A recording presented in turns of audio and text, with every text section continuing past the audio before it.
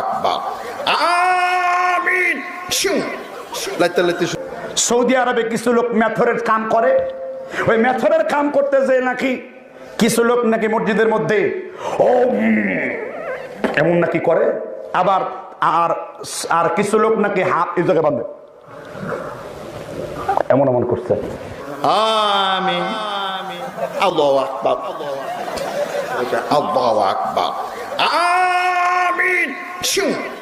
লাইতে শুরু করে নামাজের ভিতরে আসে না নাই? বলেন আমাকে, এই ধরনের লোকেরা ইসলামের বন্ধু না ইসলামের দুশমন? তাহলে সমস্ত আয়াত সমস্ত হাদিসের উপরে হানাফিরা আমল করলো, আর আহলে হাদিসরা এক হাদিস মানতে গিয়ে আয়াতও বাদ দিল, হাদিসও বাদ দিল, বেলা শেষে মাযহাবের বিরোধিতা করতে গিয়ে কোরআন হাদিসের বিরোধিতা করলো। এই তৃতীয় শ্রেণীর হুজুরই পাগল হয়েছে, এ কথাই চূড়ান্ত।